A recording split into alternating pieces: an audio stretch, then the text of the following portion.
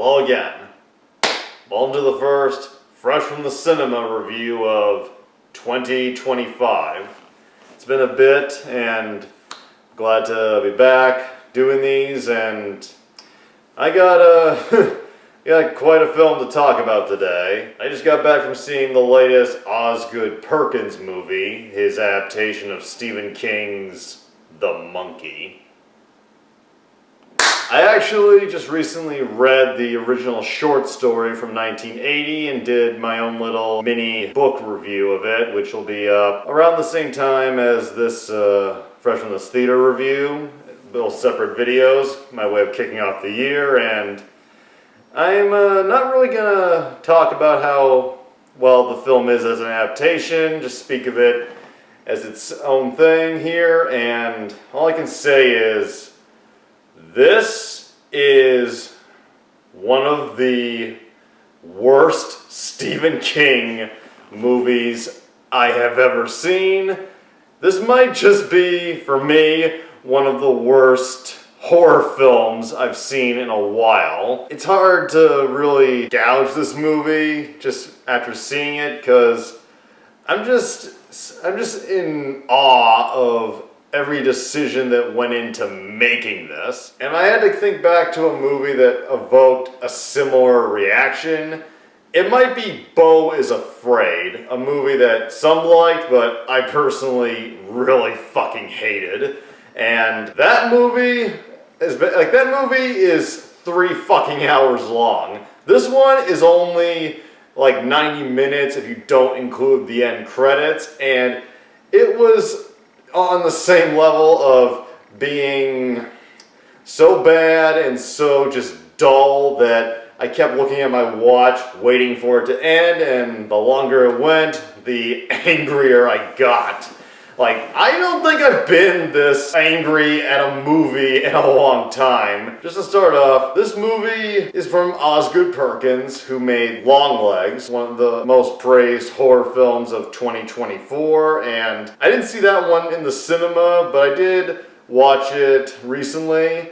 I got it for Christmas, and I enjoyed a lot of that movie. There were a lot of parts of it that I thought were really well done, and people kept calling that the best horror film of the year, some calling it the best serial killer horror movie since The Silence of the Lambs.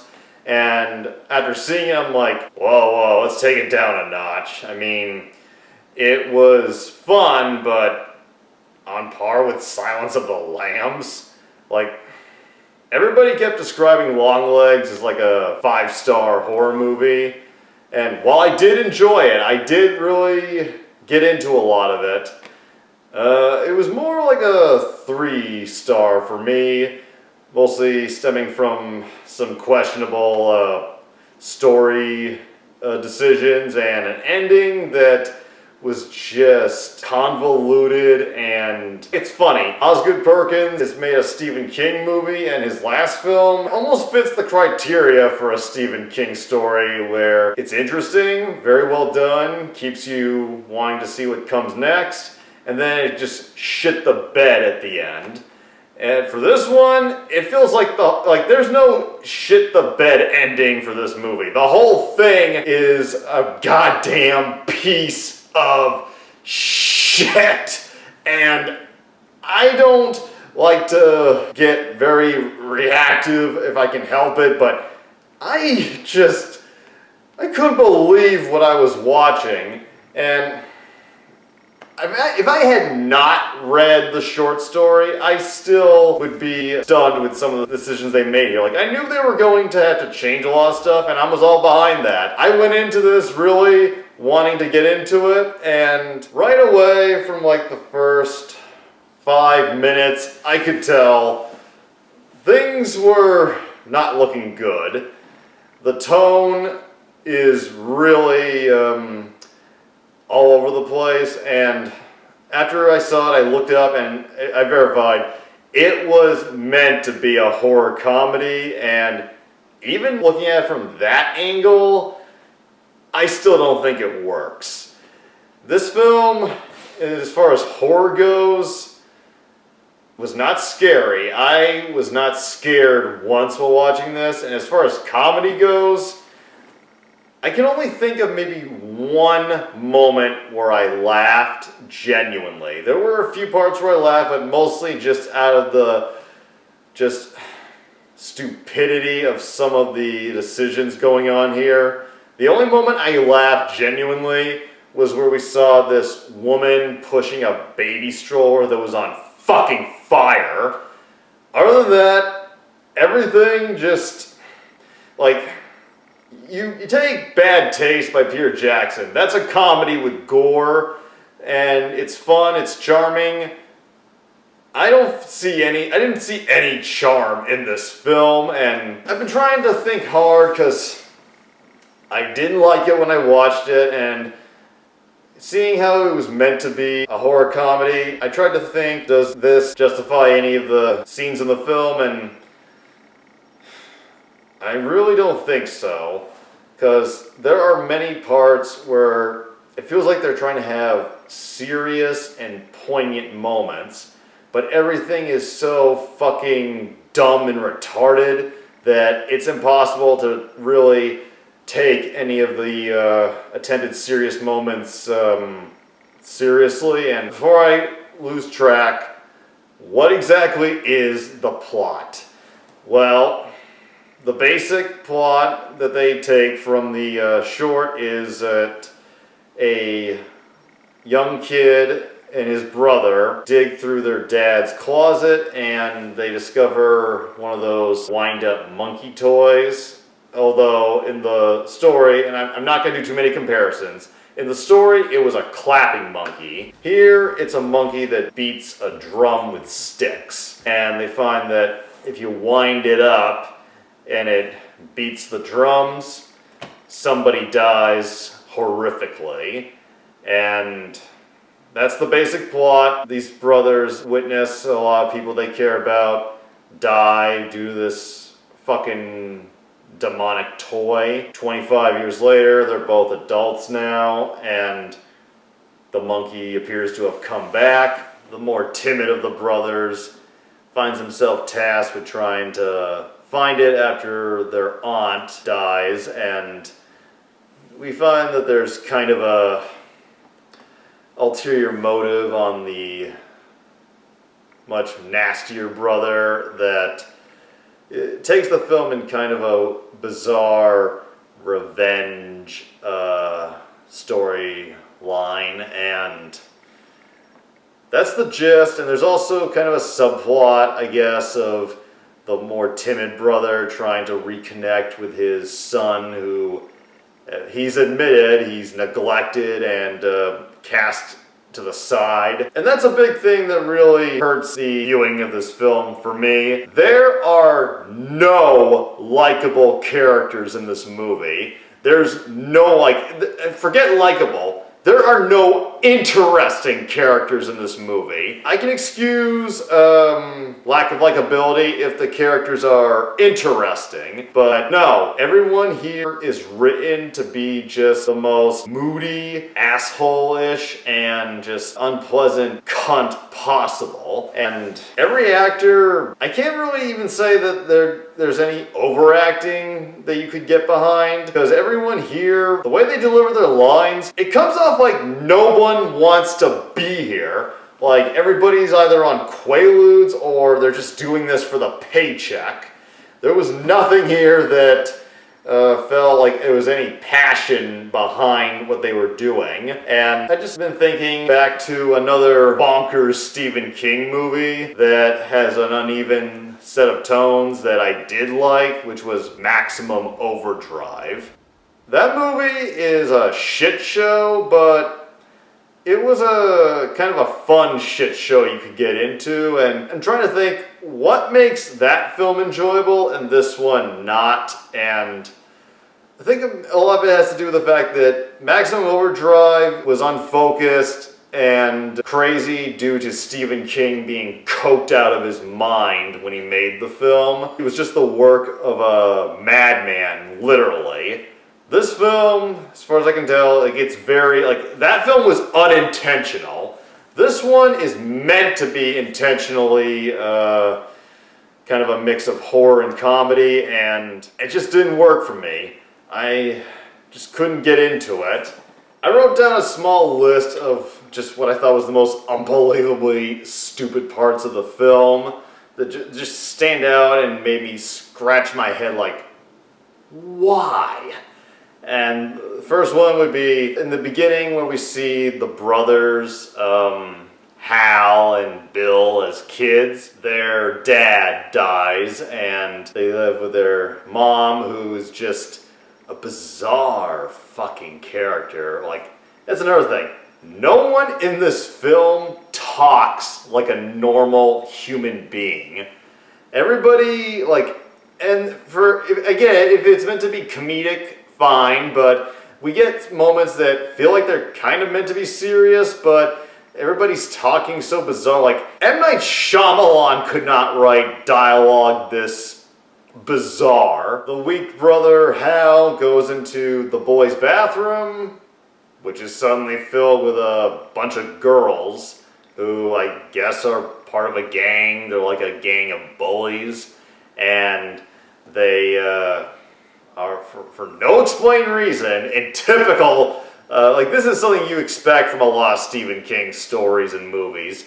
Bullies who have no clear reason to go after somebody, they just do because they're fucking evil.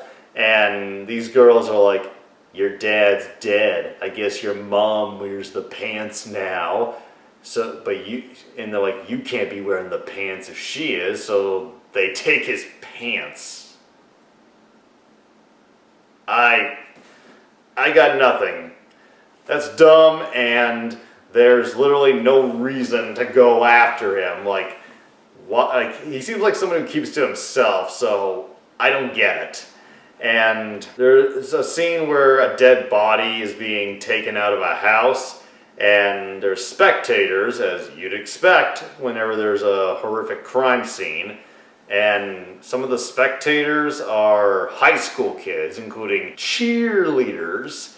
And no joke, they make cheers for them taking out the dead body. And again, I'm like, why are they doing this? Is this a regular thing? What the fuck is up with this town? There's a scene where Hal, the weak brother, after a tragic death in the family, is being, like, comforted by his uncle, played by Osgood Perkins himself. It is such, like, this is the closest to a scene being funny, but again, it feels like it's meant to be a dramatic scene where he's like, me and your aunt never wanted kids. We're swingers. We'll try to take care of you. And he puts his arm around him. I'm like, ugh, that is so, I don't know if that was intentional, but that was so creepy. Like, I almost expected that to go in a different direction. I mentioned before that Hal neglects and is a shitty father to his son, who has kind of become closer to his stepdad, and the stepdad is played by Elijah Wood.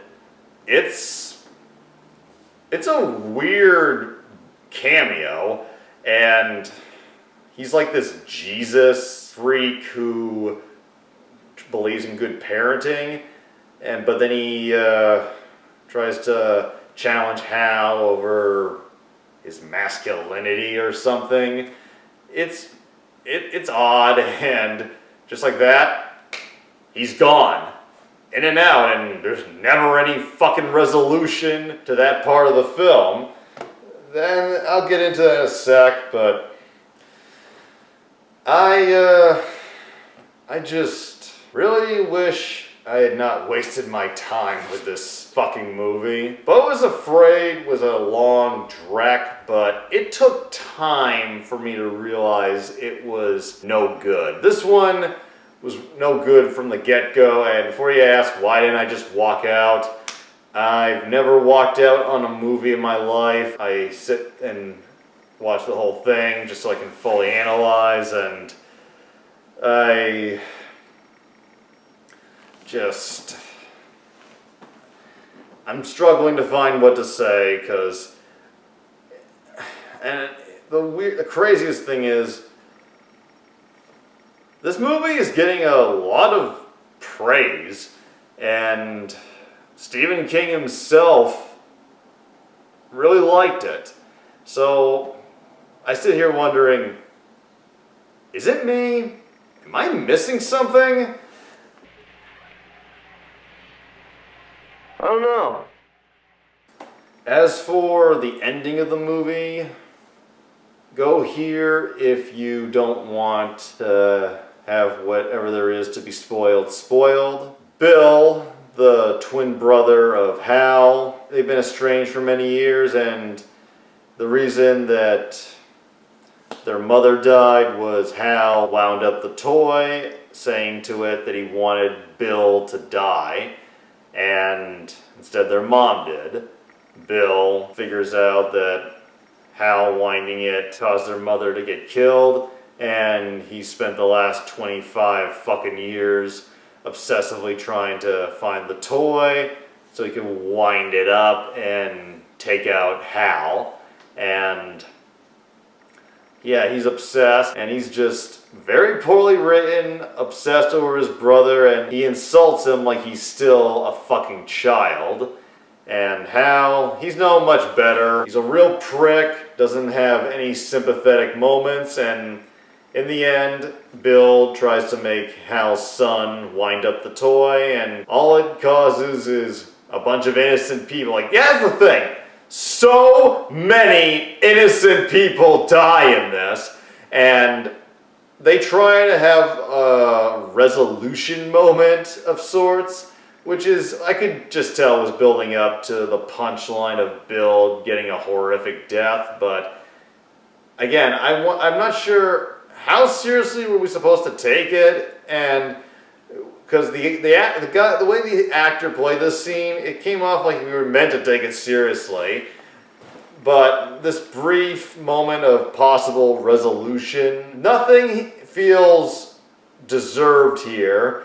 Anything with Hal in the end, he's been an asshole throughout the film. His brother's a piece of shit, but he's an asshole at a different level. Feels like he doesn't deserve any positive outcome, and I'm amazed that for a moment he was willing to try and make amends with his brother, given that his brother pretty much caused hundreds, maybe thousands of people to die at the end due to fucking with this toy. I haven't seen a final decision this bad since like Jurassic World Fallen Kingdom. They don't try to chuck the monkey away or destroy it. They decide just to keep it and hope like hell it doesn't start banging those drums again. And there's this, this is just like, they've already made so many questionable choices. At the end, they just have a random moment of a white horse with some smoky ghost figure walking by, and the main characters are just like, and then it ends on literally the ending from like Scary Movie 1, 2, and 3. It's literally a moment where a character gets run over by a car, and I was amazed by this final shot. It's pretty much the ending of Scary Movie 3, except I laughed at that ending. When this ended, I'm like, thank fuck. It's finally over. And because I'm one of those people that just has to know if there's an after credits scene, I stayed for the end credits, and there was something at the end which I feel is okay to talk about outside the spoilers. So ending talk over. If you're familiar enough with my reviews, you know I do try to be fair even if it's something I really don't like. So I am gonna give some very